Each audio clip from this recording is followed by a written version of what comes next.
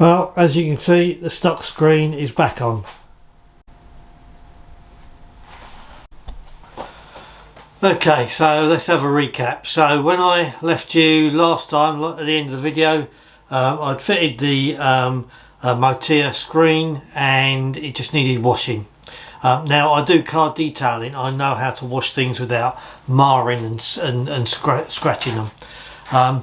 When I washed, after I'd washed the screen, you could then see it was absolutely smothered in scratches. Now when the screen came, it came in a plastic bag. It had no protective film on it at all, which I would have expected. I would expect better packaging, but it turned up in a plastic bag, and once I washed all the handprints and dirt off of it, it was scratched to hell.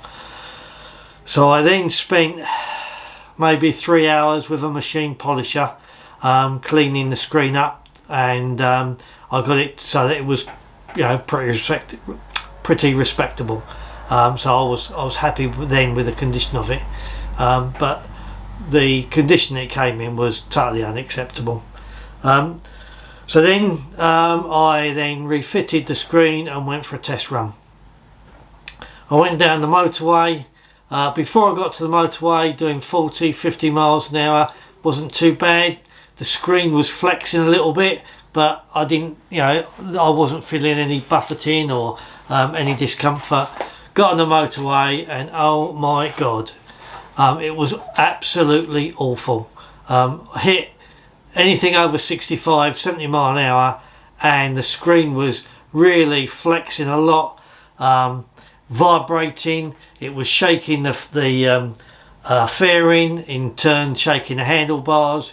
I felt as though I was back on my 1200 Sportster. My head was being buffeted to hell. My eyeballs were being knocked around the socket so that I didn't have clear vision.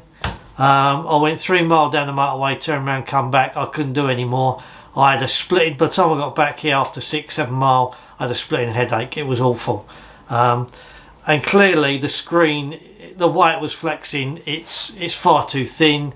The packaging was bad. The quality of the screen was bad. It's just, the whole thing is just bad. There's a reason why it was, I don't know whether it's £30-35, but there was a reason why it was £35 rather than the 150 to £250 that you pay for some of the clearly better quality screens. Now, I never really bought the screen thinking that it was the answer, but I thought I'd buy a screen that sort of size to see whether it improved the comfort of the bike on motorways, and I thought that might do the job, but it was totally not the right thing to do.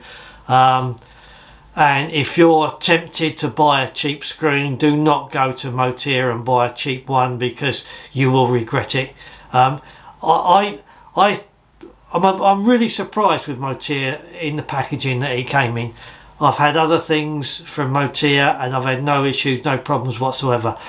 I suspect the screen that I was sent was already scratched and returned to them from a previous customer, and they shipped it out to me, maybe by mistake, I don't know, but you know, a new screen as a minimum should have a protective film on it. This had nothing, and it was awful. So my review of MOTEA windscreen on the Sport Glide is a lot of rubbish. It's going in the bin, and I will then give it some thought over the next few months as to whether I bother to put a screen on. Like I said, the stock one is perfectly fine. I think it would be on long runs and at high speeds, I think it might give me more comfort if I had a bigger screen. So maybe I'll look into getting a decent quality one, and I'll have a look around and see what's what.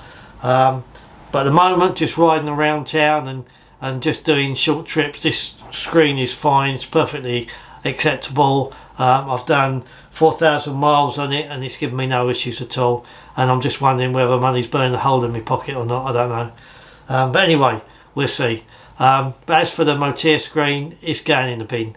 So I hope this this episode has been of use to you guys, and until next time, you guys ride safe. Bye bye.